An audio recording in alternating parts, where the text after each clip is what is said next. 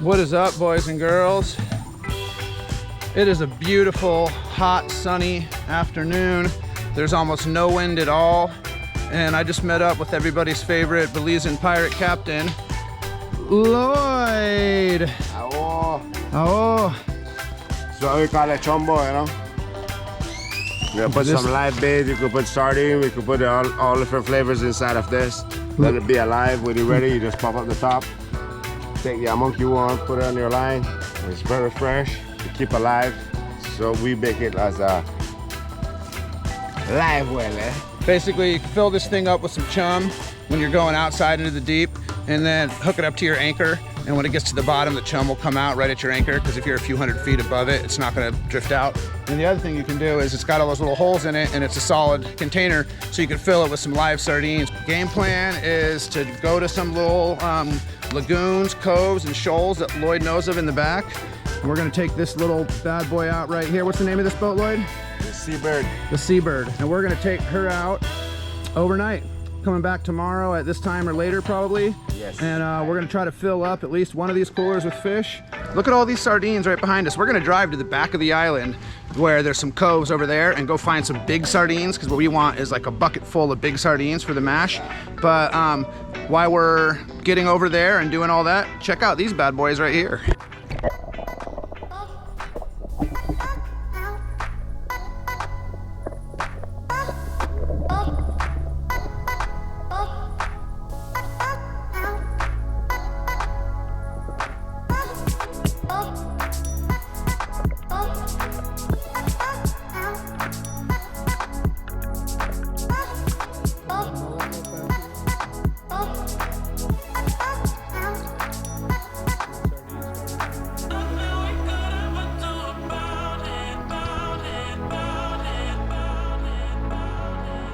Lloyd's a badass with this little 25 right here, right? 25? Yeah. Yeah, this little 25 right here. It's got a string rigged up as the throttle, old school style. Just gives that string a little tug. Ooh, and look right there. Nice. I don't know if you guys can see that at all, but a couple of nice big bony fish right there. And then just past them laying in the flats is a nice barracuda. And I'm sure there's a whole world of other stuff right in here that we're just not seeing right off the top. All kinds of seahorses and stuff in the mangroves. All kinds of little stingrays and crabs and shrimps and things that we're not even looking at. And that's the micro life. We're gonna go out and try to find some of the macro life and get into some of the monster fish that live in these waters. So onward to the sardine mission. Last sardine mission was really, really fun, but the camera didn't really work quite properly in there, so I'm hoping it does this time. And let's go see what we can get our hands into.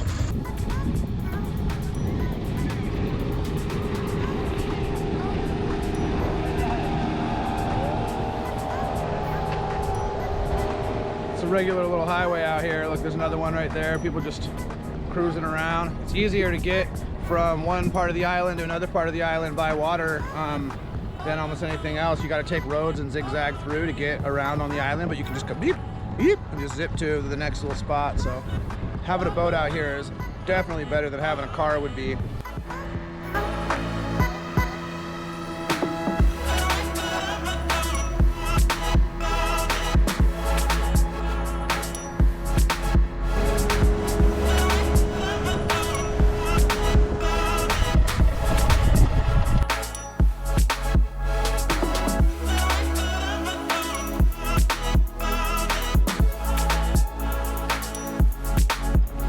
Well, you guys, no sardines at that spot. We're gonna head off to the next island, Exodus Key, and Lloyd's gonna go put us on the fish. So let's go, baby. Yeah.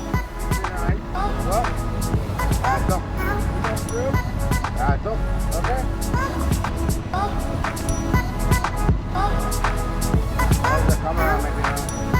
Maybe too high.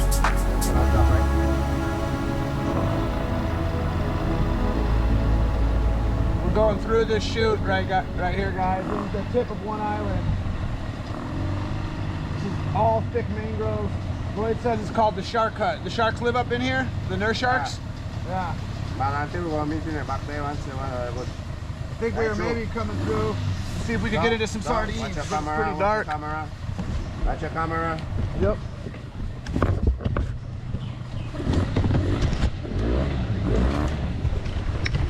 Well, you guys, I had to grab the cam real quick and not let it get taken out by that branch. You probably saw that. Might have been a little bit hectic, but pretty cool going through that little mangrove chute. Now we're gonna go find some bait and get into some fish. Do I have to get up though, Lloyd? This is really nice. Huh? So do I have to get up though? This is nice. I could just lay right here, man. Good.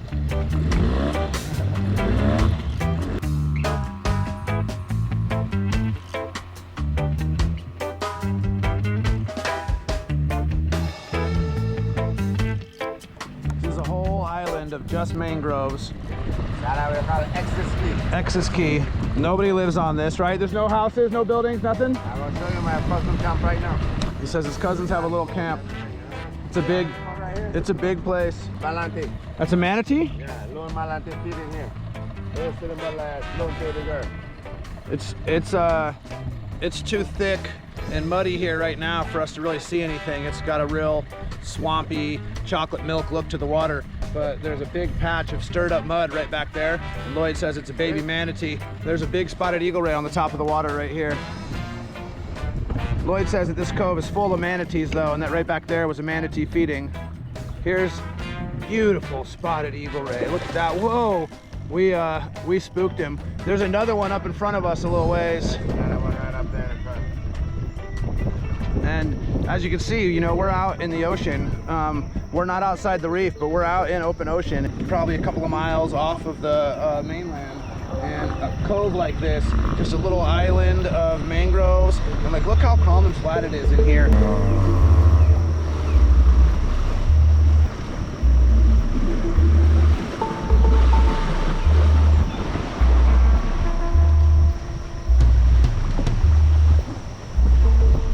Badass. You would never know this was here if you were just driving by.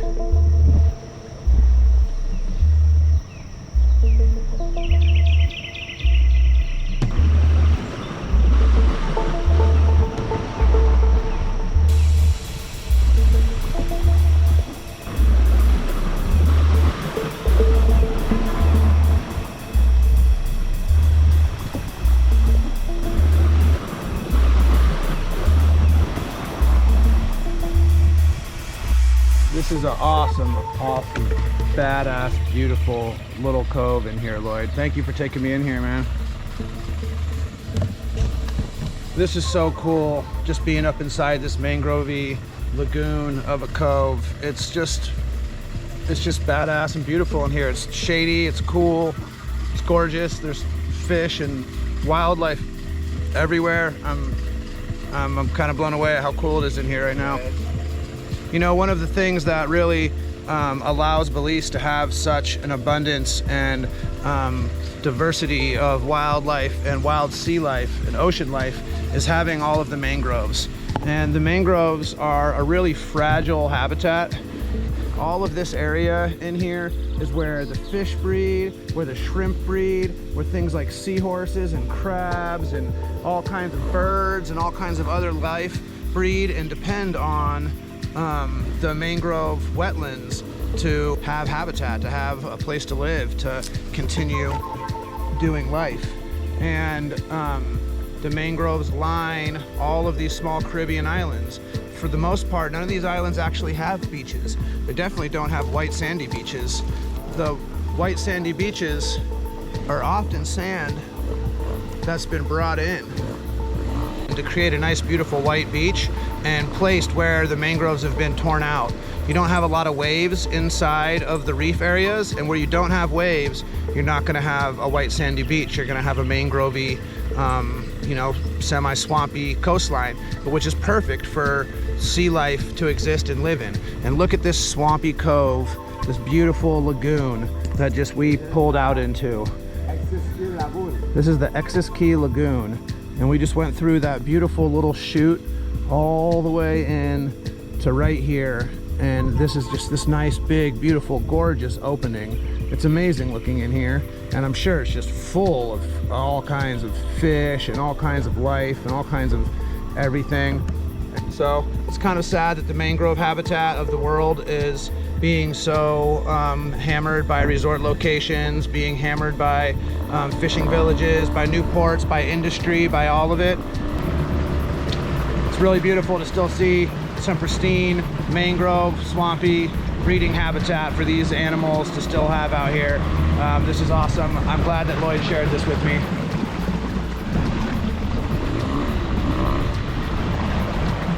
There's thousands of little pockets of mangroves and islands and keys like this. 400 actual keys in Belize alone, and a lot of the small patches of mangroves and stuff like that aren't counted in that.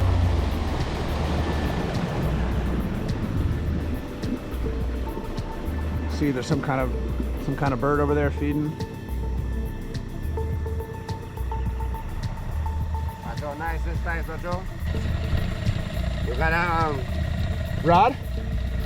Saya Bali tapong. This took.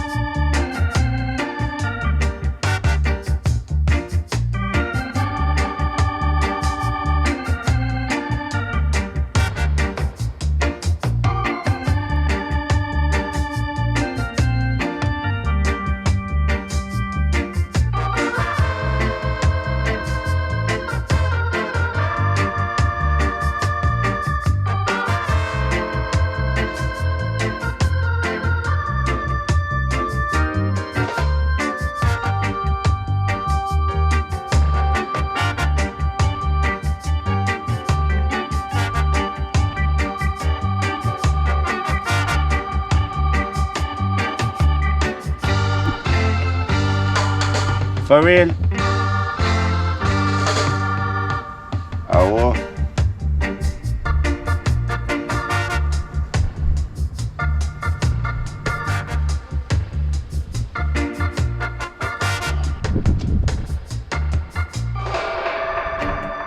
So you guys, we're gonna move on. This lagoon was just a fun, cool little stop to make. Lloyd wanted to show it to me. We threw some lures and soaked a little bit of bait for a minute, but really it was just get in here, check out the mangroves, have a little stop off on our day. We're going all night, so we're not in any real hurry. So we're gonna get on to the next spot, get those sardines, get into a place where we can really do some fishing and kick it off. This is just the beginning. Don't go nowhere. Aho. Yeah, aho. Yeah. That's what he said. So. Aho, let's do it.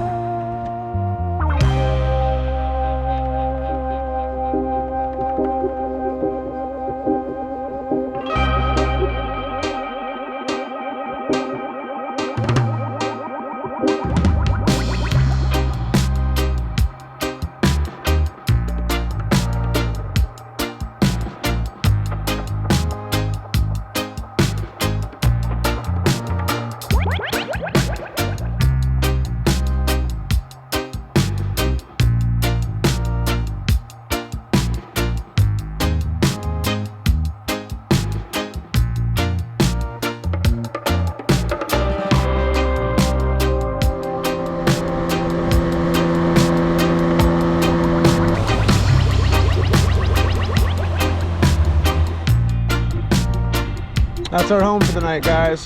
That's awesome. Our divers in the back there. Pull up a little boat, throw up a hammock. Still got like a decent underside. You can see like inside the window right there. There's a little space to hang out. There's deck right up here, mostly dry.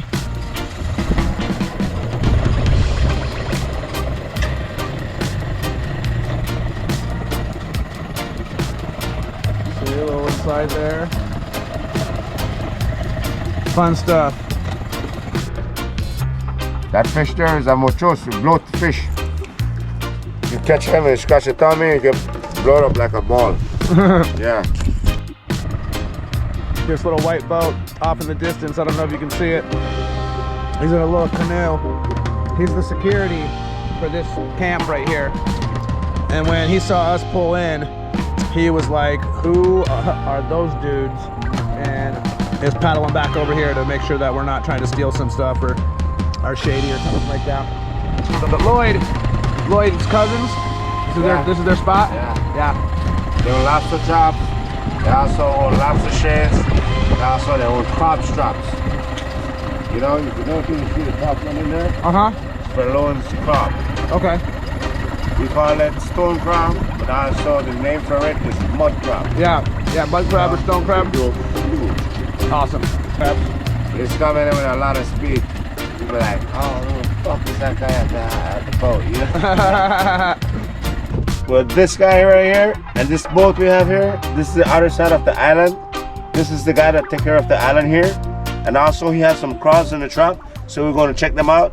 And also we're going to take some picture of them. And also we could take some at home and cook them up real nice. All right. Respect. Yeah, man. I'm Colin Jones, man. My name is Jones. Welcome to Belize, right? One of the free by the Caribbean Sea, right? Yes, sir. Yeah, man. I wish you come back again. I wish you have a good time. We're going to still throw some crabs. If we have a nice, you remember crab soup, stone crab, Belizean style, right? Aye. Yeah. I tell. All right. Yeah, man. Check it out, man. You video him with Island Vibes.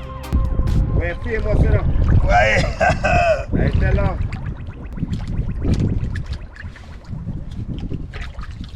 Throw a little fish in there to feed them too. Yeah, I feed them this one. I went to get some fish and feed them like they eat this. So they could eat, yeah. They eat like cannibals. Yeah, they eat everything, man. So this That's is a essentially That's a what baby. he's got in the trap right there. But this is a baby. I just felt him come running along my foot. He could have even come out of that trap and hanging out with the parents where there was all that food. Went over there. But we do everything. yeah. If it's not real easy. If it wants to be difficult, we don't have to, no worries. We got a little baby one right here. This cage has got a couple of real big ones in it. But so here's this little baby stone crab. We're gonna go ahead and throw him back out into the ocean and let him turn into one of the ones that's down inside this box right here. So bye, little bud. And then we're gonna go ahead and just check it out. Dive right in to the cage. Check it out. See these bad boys? Like, look at the size of those things. That's like real similar to like a rock crab that we would have in Oregon or you'd find in some other parts of the world. But these right here are big stone crabs. Look at that. Look at the claws on that thing. All right, we're gonna go ahead and set it back down.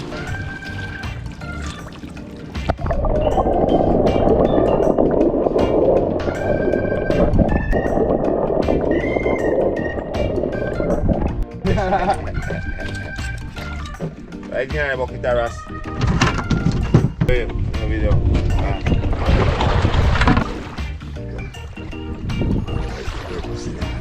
Yep.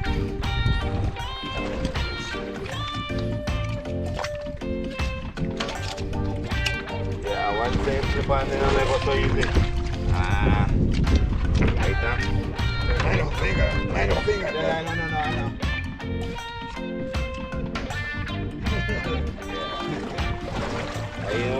Look at this bad boy. Look at the size of that claw.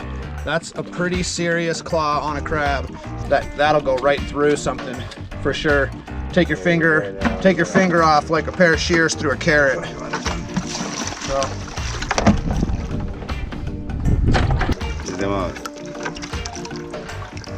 Look at the size of that claw. Unreal. So we got a cool little bucket of crabs right there. Probably put them on ice in a little bit. Yeah. And keep on rolling. That's what they need. Anytime they're fighting against each other, that's because they start suffocating. Start stressing out. Yeah.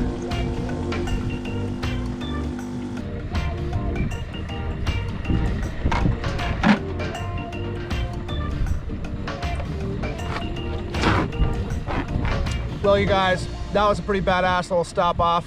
Check out this boat, meet this gentleman, grab some crabs.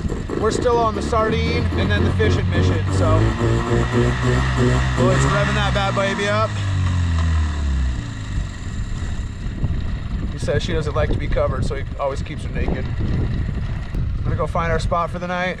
We're gonna get into some fish. Don't go nowhere.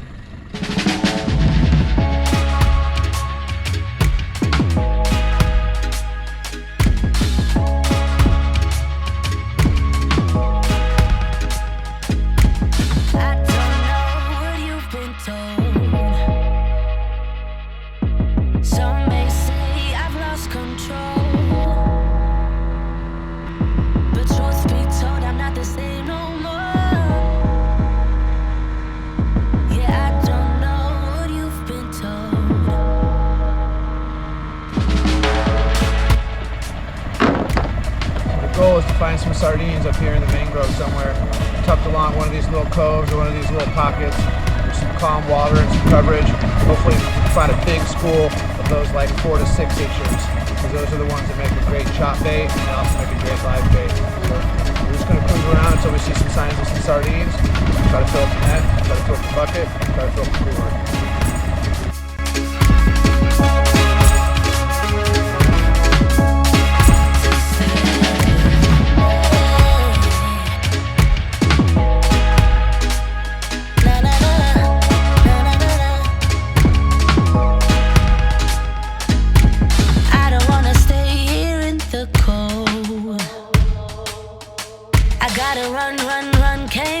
No more. Now listen well, what I say is gold, gold. Now we can't stay here in the cold.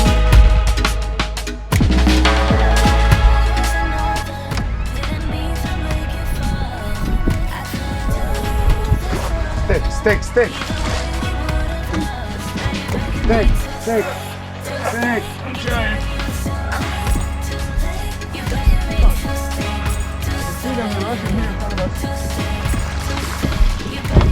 And you stick, man. Oh man. Bring the bucket. Well, it's a little bit crazy to get into them. We're pushing along right here, but we got some sardines. Lloyd came through like a real G. There were so many of them, but we couldn't catch up with them. And I was blowing it with the hook with the push stick. Not used to pushing a boat around with a big pole. It's definitely a skill you got to learn. But the bugs here are gnarly, so we're gonna move real quick. I'm gonna shut this off and we're gonna get out of here, and I'll hop in again in a second. All right, you guys, mission 1 of, really mission 2 of however many we feel like to get into, but really getting out here and checking some stuff out, meeting homeboy, that was mission 1. Mission 2 was making sure we have bait for tonight, because we can't sit here and fish all night. We don't have sardines. And as the sun started to go down, we realized the longer we waited, the harder it would be. And we found one school. We scrolled all over around here. We just kind of like cruised the mangrove line and we couldn't find sardines anywhere. We ran into one little good school. Lloyd spotted them. And then I tried to get us over there with the pole stick. That didn't work. Pushed us around the wrong way for a while. We did a few circles, and then I kind of got the hang of it just enough to push us over by where the sardines were. Really what happened was the sardines turned and they swam back to our boat because I was just pushing us in circles. Yeah, Lloyd says, yeah, that's exactly what happened. But really, I did a perfect pole push job and got us right on top of the sardines. We got us right on top of the sardines, and Lloyd filled up a bucket. Man. Yeah, I'm a little rusty honesty with my cast net, it's been like 10 years since I was throwing it regularly, and I've never really push-pulled a boat. I've push-pulled a canoe around, and I can paddle a canoe around, but that's a totally different thing than trying to push a big boat like this around and precision get up on fish. So newfound respect for all those guides and captains who are pushing a boat right up on a big school of fish so somebody can cast a fly at them. It's starting to get dark on us. The sun's going down. It's super, super beautiful, mellow, misty, calm sunset, little scattered clouds about. And me and Lloyd are gonna go find a place to post up for the night. And we are going to be sitting here in this beautiful little boat all night long. It's our home. And hopefully we're gonna take this cooler full of sardines and fill it full of snapper. So let's get into it. Aho! Aho! Yeah! Rastafari! God bless. Peace and love. That's what it is. Let's go catch some fish. You're watching The Bite.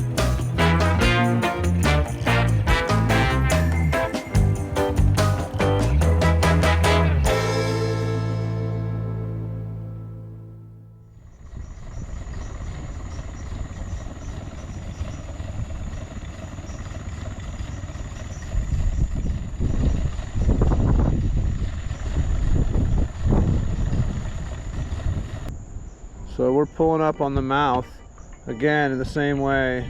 You can see green on this side, you can see green on that side, and that's where the edge of the mangroves end, that little dark patch that sticks out right there. So that's breaking back out into the ocean again, and we're gonna probably park in the mouth of this little channel somewhere right along here and see if that current pushing this direction and the wind and chop out front is moving fish back into the back area right here, back into the channel back here, back into these mangrove areas.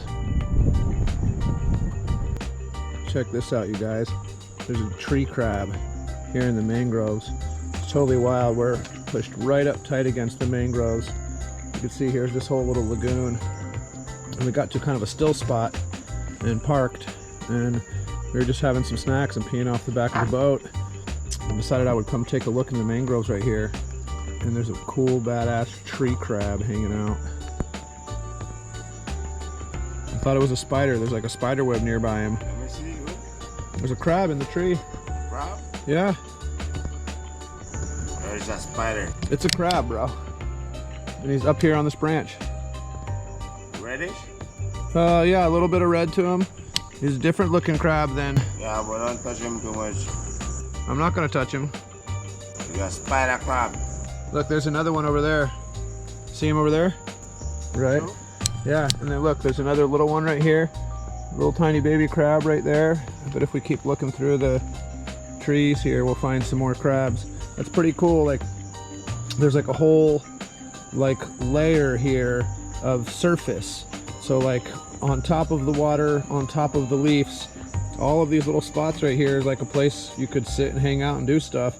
And just in the same way spiders, and there are spiders here, but the same way that spiders will fill up an area, you post up in a tree and eat the bugs that drift by or fly by. Looks like crabs, which are, you know, a similar enough creature in a strange way, are doing the same thing here. And there's crabs in these trees. That one right there, just hanging up on that branch.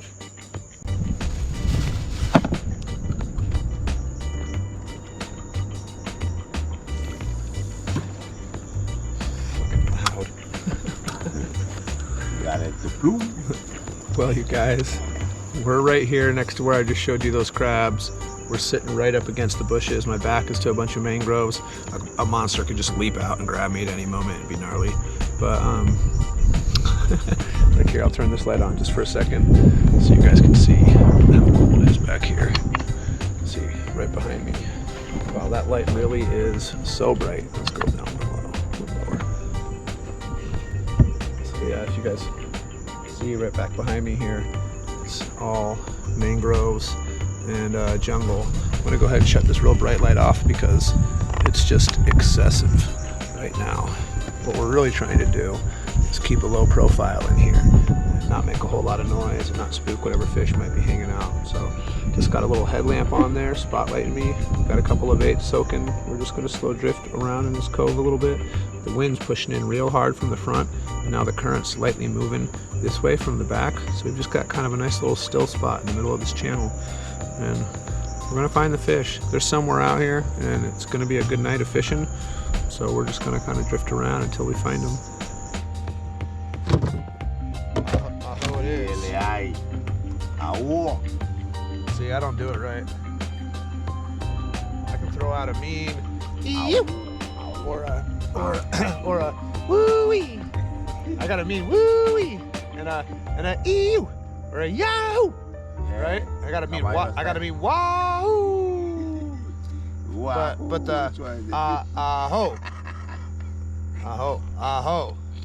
Man, I'm not. I gotta up my game. Nice snapper right here, guys. First good fish of the night. Oh, and then there's another one. Another good fish on right there. Cool snapper right here. I'm gonna put it in the box. Jesus Christ. Pull him. And I got another good fish over here. Pull him. Running out towards the flats.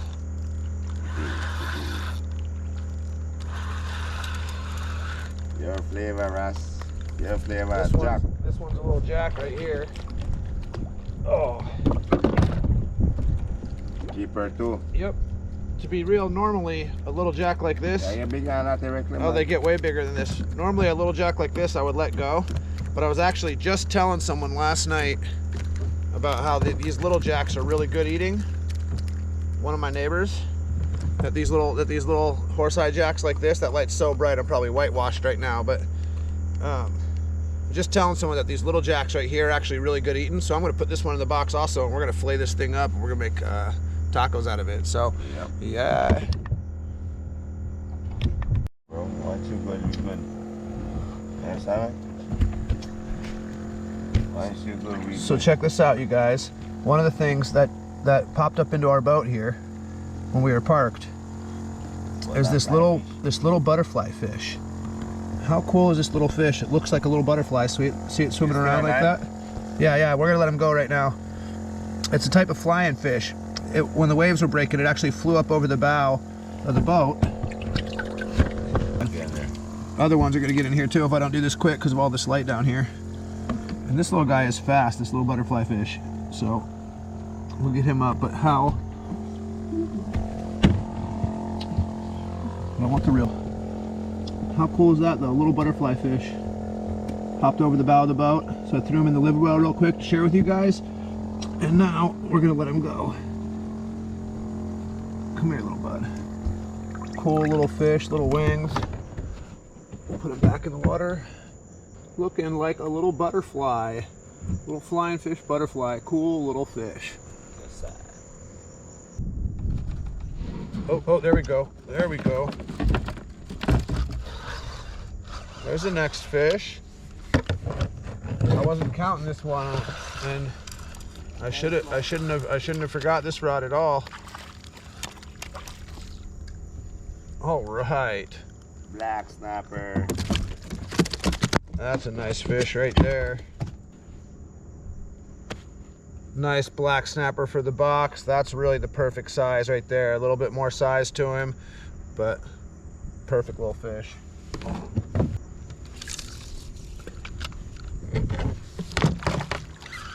I think now, here in a second, you guys, we're gonna start putting the snapper away, like basically over and over again.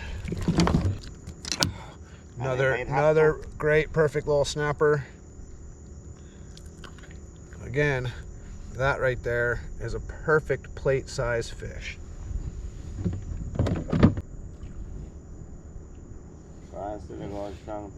Yeah, the current's still moving that way. Ooh, there's a good little bite. That's the one I'm waiting for. Yeah, there we go. That's a good fish.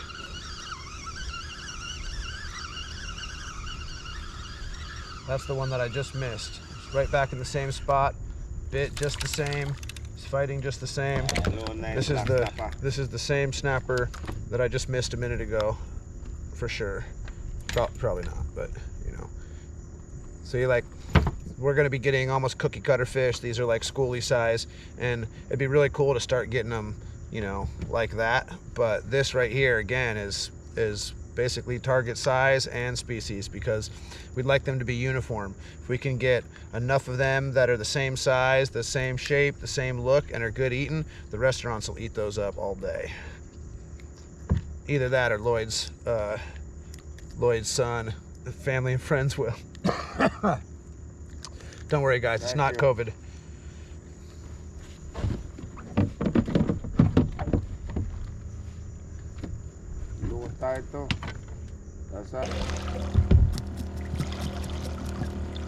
So these sardines are black sprat, and they have much harder scales on them. And so what we're doing is we're scaling one side of the fish to make it softer for a bite into.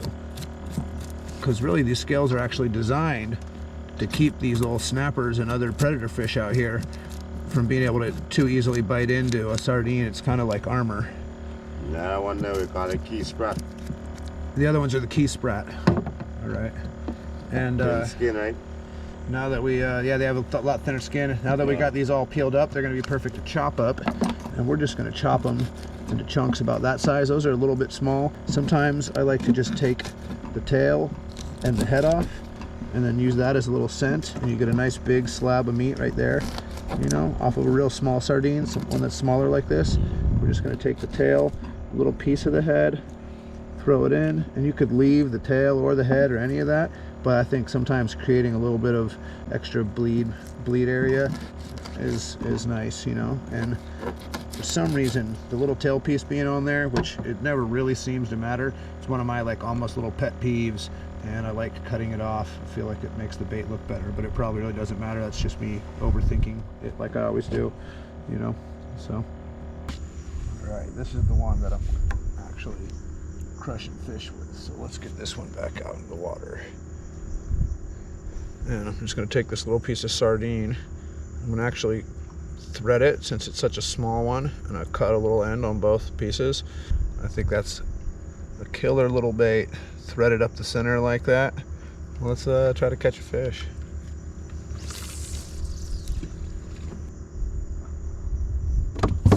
Oh, my bail was open. I got him. No. Yeah, I got him.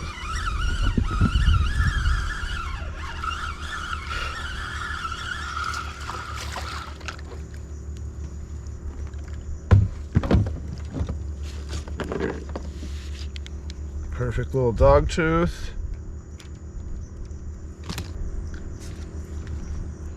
Getting him off the hook is so hard.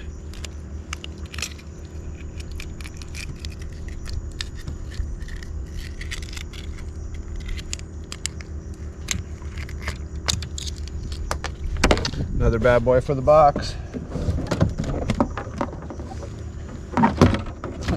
Except for I just dropped it in my backpack. It's a good thing I noticed, right?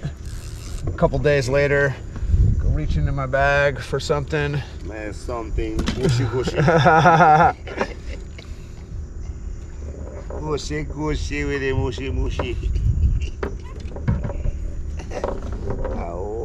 Right up in here, doing exactly what we're doing. We could pretty easily hook into a real big snapper.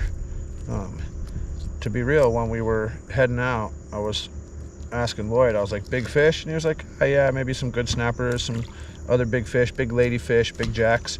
He's like, but for the most part, the snappers aren't going to really be too big. There's like at least a dozen species of snapper in Belize, especially if you include all of the hybrids and stuff like that. Out on the reef, we catch a lot of mutton snapper and red snapper and stuff like that, and you'll see some of the same snappers in here that you will out on the reef. Things like schoolmasters, black snappers, cuberas, all that kind of stuff will exist on the reef and in the mangrove. But for the most part back here, we're going to be getting black snappers and dogtooth and the little striped dogtooth schoolmasters because they're what live up in the mangrove. And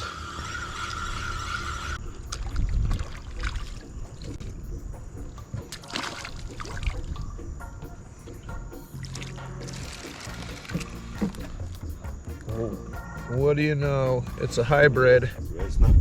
No, it's a hybrid schoolmaster red. Mix. Yeah, it's a mix.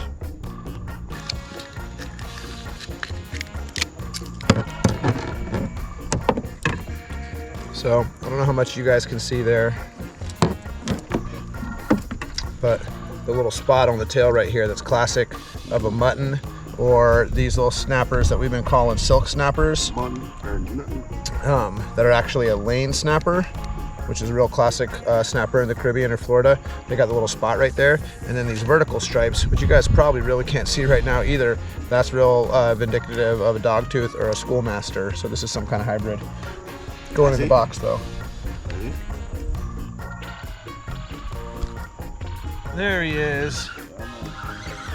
I knew I'd get another good little fish here as long as we, you know, stuck it out just a second.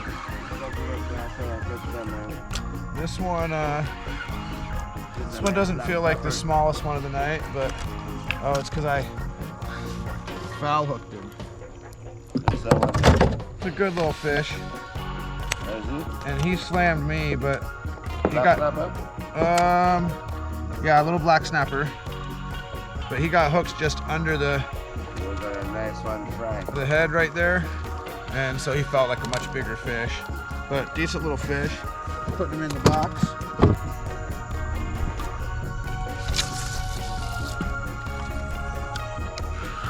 So we're still getting some bites over here, but feels like it's slowed down a little bit and it's low tide. So we're thinking that we might wrap things up here, go over to Lloyd's cousin's camp, hang out on the boat for a little bit, maybe heat the soup up, wait for the tide to start coming in. Once the tide starts coming in, Lloyd feels like the bite's going to be a whole lot hotter. And while this is an adventure for me, so I'm sitting out here catching snappers in the middle of the night and kind of having a blast. To Lloyd, if we're not putting fish in the cooler, we're kind of wasting time. So little R&R, it's probably in our best interest. So my head right here is picked clean. I'm gonna go ahead and throw it back in and let this other bait soak just for a second while I clean some stuff up. And then we're gonna head back to the boat and go have a little camp out on the high seas. Sounds like a plan, Captain. Oh. Let's check out our catch at this location before we move on to the next real quick.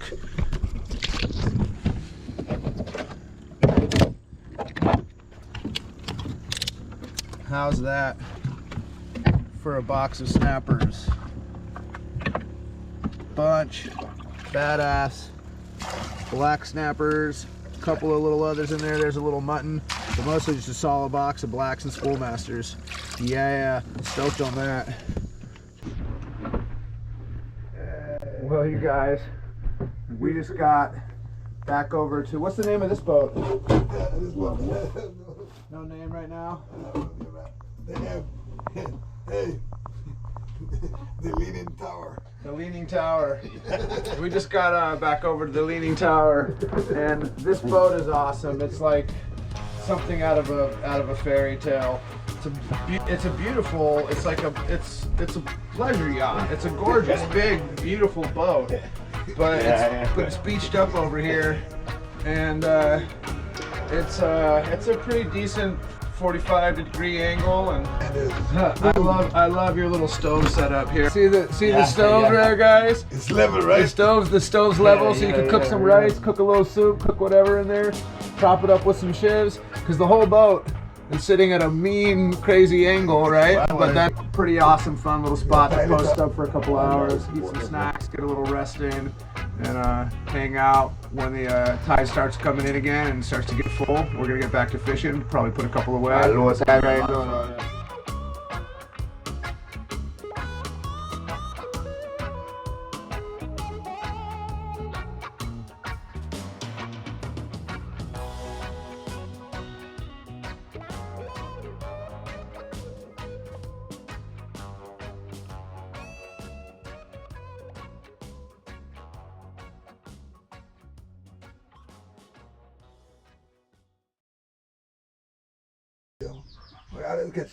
Morning, guys.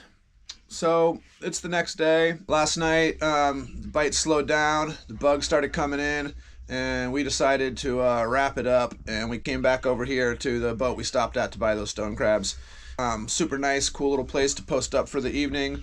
Had a little nap on this deck. I think that it's more than a 45 degree. It's like since the deck has a slight bow in it. You know, at one point, at the very top, it's a little bit less, and at the bottom, it's a little bit more.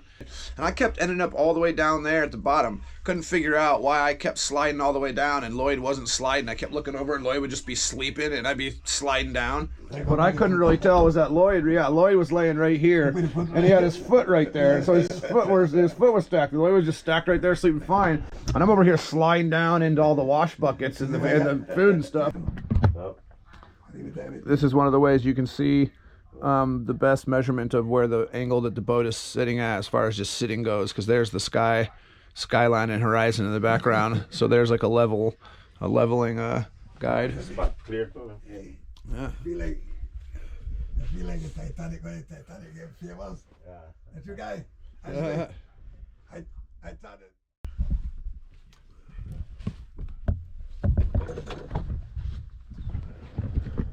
So I'm up on the deck of the ship up here, and it's pretty badass.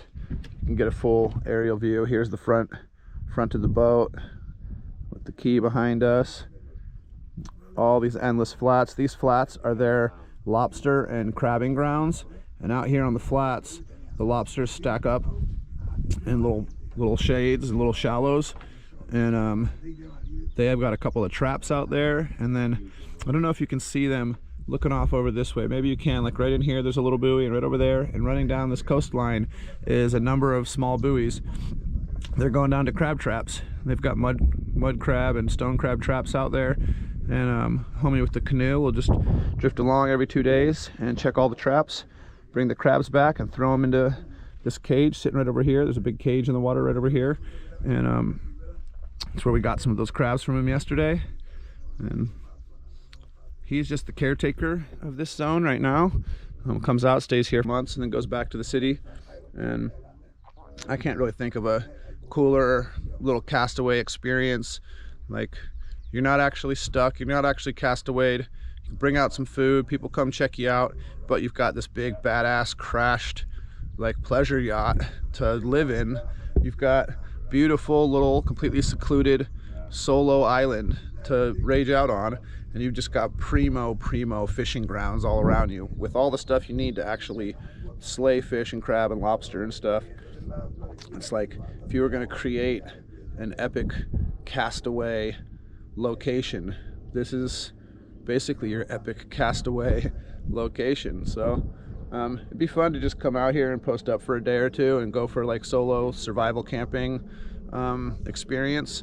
But to be real, it's like, it's so dialed that it wouldn't really be much of a survival experience. We could, you know, manufacture a survival experience, but you show up out here, this guy is living fine. He's got radio in the morning, he's got plenty of lobster and crab and fish.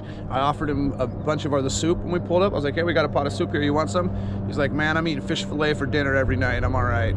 Like, he was like, I'm good, I'm stacked. And it's just pretty cool. I don't know if you guys can hear that. There's a little seaplane coming in somewhere over there. But I think it's pretty beautiful. We're gonna wrap up our stuff for the morning. We just had a cup of coffee and got our world together. So super fun day yesterday. Last night the footage really wasn't that great, but we smashed a bunch of snapper. We got maybe 15 snappers in the box.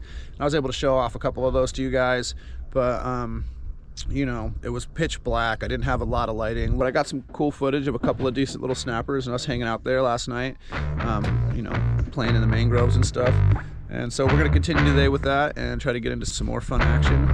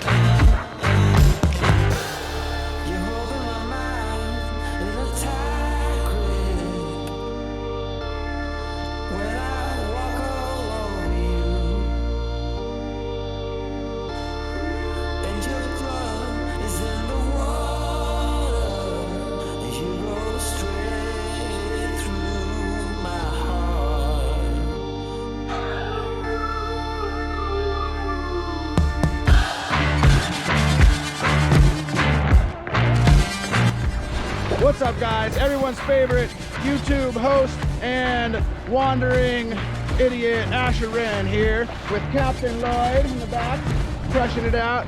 Lloyd's keeping this motor from dying on us. It's giving a little bit of trouble this morning.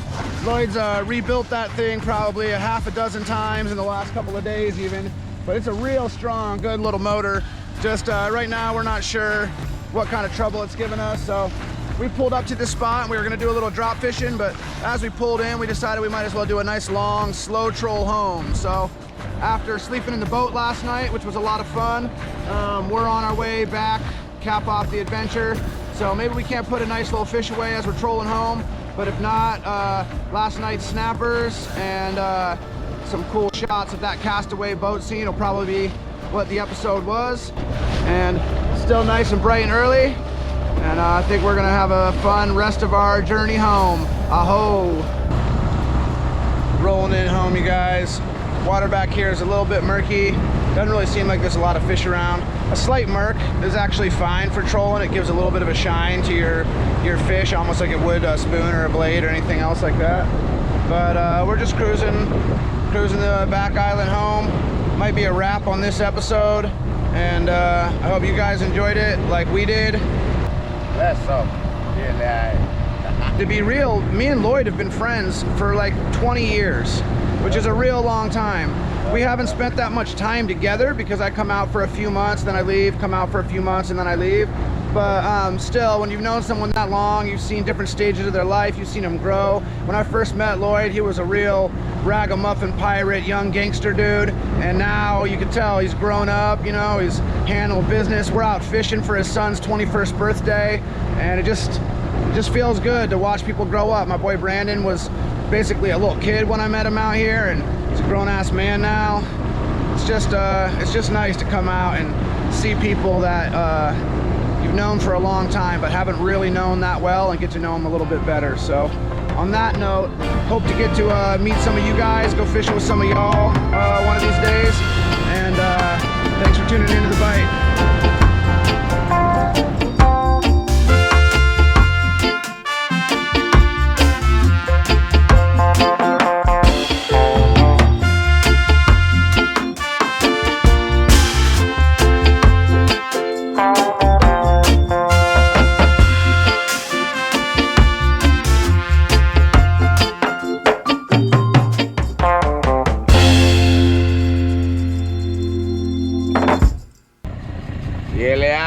Yele, Ao, Rastafari.